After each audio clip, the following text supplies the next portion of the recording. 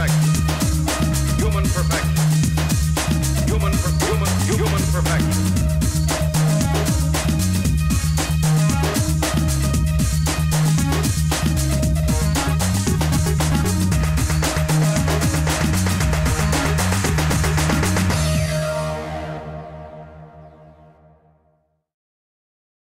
Good evening and welcome to QTV. I'm Michael James. I'm Matthew Bowe. And I'm Sharon Mulheron. And welcome to Queensland's only LGBTIQ show for another week. We're back on the couches and back in your lounge rooms after an incredible launch party on Monday night. Thank you to everybody who came along and supported us. And yes, I think I've finally recovered. It was really great. Joining us on the couches tonight are Kobe Cook from the Brisbane Pride Festival Committee and David Alexander from Star Observer to talk about a fantastic new movement in Brisbane. And we'll also be discussing all things entertainment, including talking about films coming up in the Brisbane Queer Film Festival and much more. But first, as always, we'll start with the news and events that have happened since we last spoke to you. Last weekend, federal opposition leader Tony Abbott's daughters showed support for marriage equality in an interview. They were quoted as saying, "We believe it is inevitable, and we believe by the time our generation gets into power, we hope and pray something is done about marriage equality and gay rights." Their father, however, firmly stated that he does not endorse marriage equality and refused to allow his colleagues a conscience vote on same-sex marriage because it was against party policy, saying while it's party policy, there's no question of a conscience vote. It only becomes a free vote if there is no policy on the subject. At least the daughters get to have a say. That's what I've got to say about that one. It's just so funny. All these politicians are coming out and saying, I support same-sex marriage, but none of them are actually doing anything about it. Well, very few of them are actually doing anything about it. So, absolutely. There are members of the LNP out there who very firmly support marriage equality. But you see him coming out and saying, oh, conscience vote or no conscience vote. It shouldn't be a conscience vote. I don't agree with that. It shouldn't be a conscience vote for the LNP or the ALP because nobody should have to vote on my marriage. It should be law. It should be passed tomorrow. It needs to move forward. But anyway, Take a deep breath. Next article, Sharon. Yes, well, talking about things changing, the pedestrian crossing in Sydney that was painted rainbow for Mardi Gras last month is set to be removed early next week. The New South Wales Roads Minister, Duncan Gray, has ruled out keeping the crossing due to safety issues, including instances of people lying on the road to take photographs.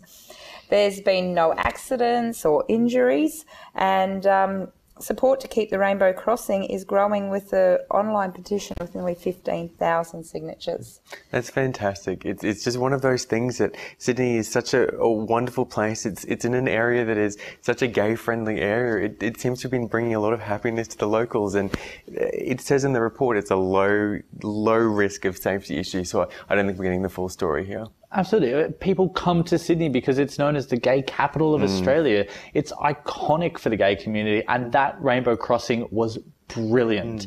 That brought people there, and I see no reason to get rid of it. You know, Abbey Road causes so many problems in England, but they don't go and get rid of the crossing.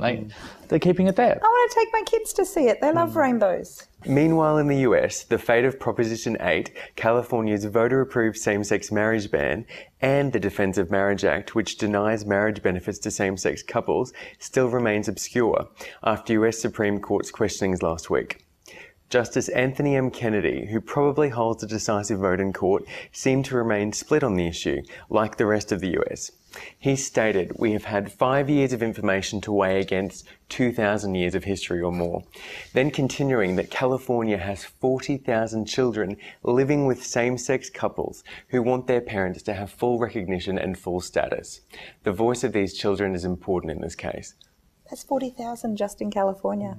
That's beautiful. 40,000 kids. That's 40,000 families that are going to be completed. The kids are going to get to see their parents walk down the aisles. I mean, that's what this is about. It's about creating and solidifying the family unit. And that's what marriage equality is all about. And imagine being a family where you can walk down the aisle before you actually have your family as well. Like, 2,000 years of people have been doing, I guess. It's time for equality. These families are already happening. The relationships are there. The children are there. All they need is a government who supposedly wants to protect marriage and relationships to make it legal.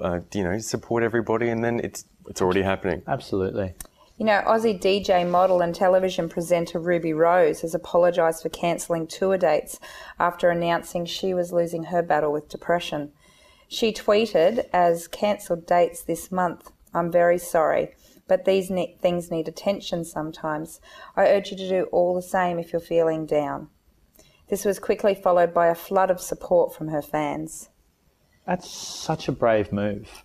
I mean, to be able to stand up there in front of millions of people and say that you're fighting something that I think has got so much stigma around it. People have a lot to say about mental health and depression, and I take my hat off to her. It takes a lot of guts, and I really hope she's going to do really well and get better. It's such a common issue, and I think if anyone's a true fan of someone, they kind of have to understand that the person's mental well-being and health is so important. And yeah, good on her for coming out, because there is a stigma and there shouldn't be, because depression is such a widespread issue. I totally agree with you, Matt.